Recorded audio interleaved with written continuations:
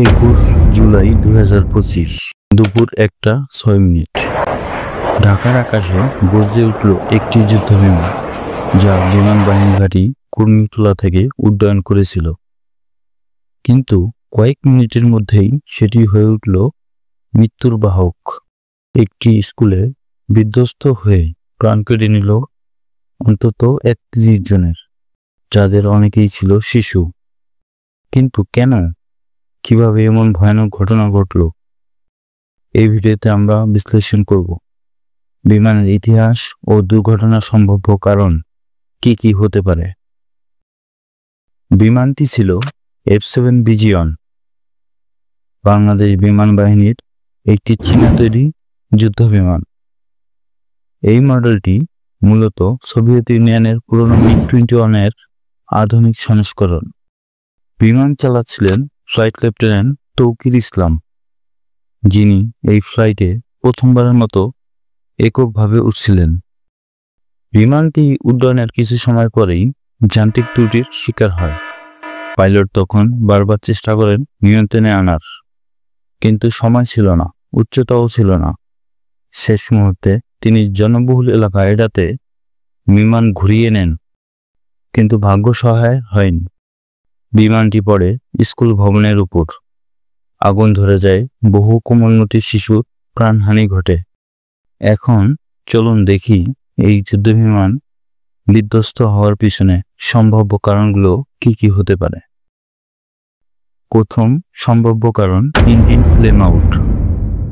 যখন বিমানের ইঞ্জিন হঠাৎ করে বন্ধ হয়ে যায়, তখন সেটাকে বলে ফ্লেম আউট। এটা হতে পারে কম্প্রেশনের সমস্যায় বা ফুয়েল সাপ্লাই বন্ধ হলে।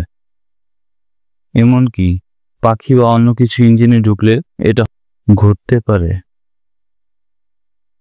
যখন ইঞ্জিন বন্ধ হয়, বিমান হঠাৎ করে থ্রাস্ট হারিয়ে ফেলে, মানে সামনে এগিয়ে যাওয়ার শক্তি থাকে না। এই অবস্থায় কয়েক সেকেন্ডের মধ্যেই বিমান নেমে যেতে শুরু করে। দ্বিতীয় কারণ, হাইড্রোলিক লিক বা হাইড্রোলিক সিস্টেমে ব্যর্থতা। যুদ্ধবিমান নিয়ন্ত্রণে থাকে বিভিন্ন সারফেস, যেমন ফ্লাপ, রাডার, এলিভেটর। এইসব নিয়ন্ত্রণ হয় প্রেসারাইজড হাইড্রোলিক সিস্টেম দিয়ে। যদি এই সিস্টেমে কোথাও লিক হয়, তাহলে বিমানের নিয়ন্ত্রণ হারিয়ে ফেলার সম্ভাবনা থাকে। পাইলট ইমার্জেন্সি বা ম্যানুয়ালি কন্ট্রোল খুবই দুরূহ হয়ে পড়ে। এই রকম অবস্থায় মাঝে মাঝে বিমান একরকম নিয়ন্ত্রণহীন ধাতব বস্তুতে পরিণত হয়। তৃতীয় কারণ, ফ্লাইট কন্ট্রোল সার্কিট বা সফটওয়্যার গ্লিচ। আধুনিক জেটগুলো এখন আর পুরোপুরি যান্ত্রিক নয়। সবচেয়ে গুরুত্বপূর্ণ কমান্ডগুলো আসে ওয়্যার সিস্টেম দিয়ে, যেটা ইলেকট্রিক সিগন্যালের মাধ্যমে কাজ করে। যদি সার্কিট কোনো গ্লিচ হয়, যেমন server response lag, voltage spike অথবা সফটওয়্যার ফেল, তাহলে পাইলট কমান্ড দিলেও বিমান সাড়া দেয় না। এই সময়টাতে কয়েক সেকেন্ড বিলম্ব মানে হতে পারে চিরতরে পতন। চতুর্থ কারণ, পিটের টিউবের ত্রুটি। পিটের টিউব হলো বিমানের সেন্সর, যেটা বাতাসে গতি ও চাপ থেকে হিসাব করে বিমানের গতি ও উচ্চতা। যদি এই টিউব ব্লক হয়ে যায়, তাহলে কন্ট্রোল প্যানেল ভুল তথ্য দেখাতে শুরু করে। পাইলট তখন ভাবেন বিমান উঠছে, আসলে সেটা নিচে নামছে। 2009 সালে এয়ার ফ্রান্স 447 এর দুর্ঘটনাও ঘটেছিল ঠিক এই ভুল সেন্সরের কারণে। পঞ্চম কারণ, জ্বালানির দূষণ বা ফুয়েল কন্টামিনেশন। যদি বিমানের জ্বালানিতে পানি, ধুলা বা ব্যাকটেরিয়া থাকে, তাহলে ইঞ্জিনে পৌঁছানোর আগেই ফুয়েল পাম্প বা ইনজেক্টর বন্ধ হয়ে যেতে পারে। এই অবস্থায় ইঞ্জিন চালু থাকলেও থ্রাস্ট দিতে পারে না। ফলাফল, হঠাৎ করেই বিমান মাটির দিকে পতন শুরু করে।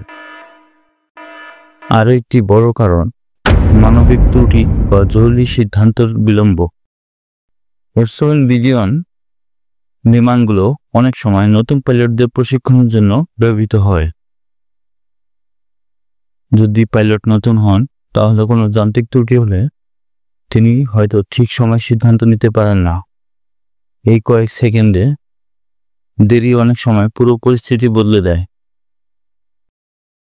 এই মুহূর্তে বিমান বিধ্বস্তের ঘটনা তদন্ত চলছে। বাংলাদেশ বিমান বাহিনী বলছে প্রাথমিকভাবে এটি একটি যান্ত্রিক ত্রুটি বলেই মনে হচ্ছে।